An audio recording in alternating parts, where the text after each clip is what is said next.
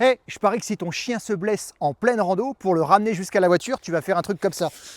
Hop, tu vas le prendre là, tu vas le porter, et puis c'est parti pour 2 heures de marche. Alors c'est pas mal, hein, mais on peut faire beaucoup mieux. Je te montre. Ce que tu vas devoir faire en premier, c'est un sacrifice.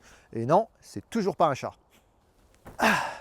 Mets plutôt tes fringues. Alors si tu as un blouson, un sweat, une chemise ou même un t-shirt, alors pour le t-shirt, ça risque d'être juste. Ouais, parce que l'idée, ça va être de l'enfiler au chien. Donc, les bras du sweat, ça va être pour les pattes avant, et comme il n'y a pas de trou pour les pattes arrière, on va les créer. Ok. Alors le trou, tu vas le faire ici, au niveau de la poche, vers l'intérieur. Et surtout, tu traverses pas le dos, tu vois. Moi, j'ai fait mes trous, mais dans le dos, il n'y a rien. Donc, tu lui enfiles le sweat. Hop. Voilà. Tu fais passer les pattes avant dans les manches. Eh oui, tu comprends pas ce que je fais, hein. Mais oui. Alors pour les pattes avant, il ne faut pas hésiter à ajuster les manches, parce que moi ma manche elle est beaucoup trop grande pour sa patte, ça va aller trop loin, donc je retrousse la manche pour qu'elle soit bien. Une fois qu'on a fait passer les pattes avant, on fait passer les pattes arrière.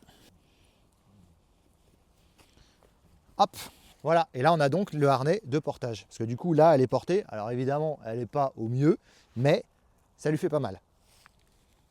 C'est bien ma mère. Donc maintenant, il suffit de passer une sangle ou une corde à l'intérieur du sweat pour pouvoir la soulever et la porter sur notre épaule, autour de notre cou ou sur notre dos. Sachant que si tu suis mes tutos, tu as forcément soit une corde, soit une sangle d'escalade. Si tu n'as pas ça, après cette vidéo, je te conseille d'aller voir mes tutos sur comment organiser son sac. Ça va grandement t'aider. Donc on va passer la sangle ici à l'intérieur du sweat. Donc par le cou là, et on sort derrière. Voilà. Et là, on peut mettre un mousqueton. Il y a encore un problème, parce que quand je vais vouloir la porter, le bas du sweat, il va venir avec là. Voilà, et ça va faire une boule ici dégueulasse, et clairement, elle ne sera pas confort. Donc ce qu'on va faire, c'est qu'ici, on va solidifier l'arrière du sweat. Maintenant, quel est le nœud qui ne se dessert jamais? Évidemment, le nœud de la mort, le nœud constricteur.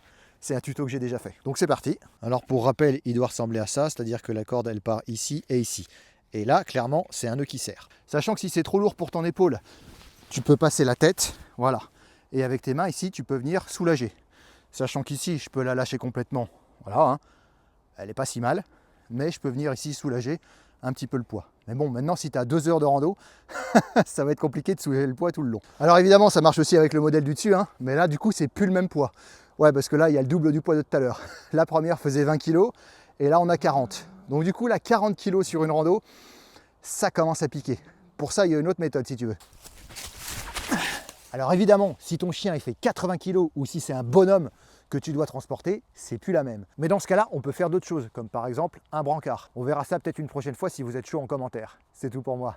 Allez, ciao!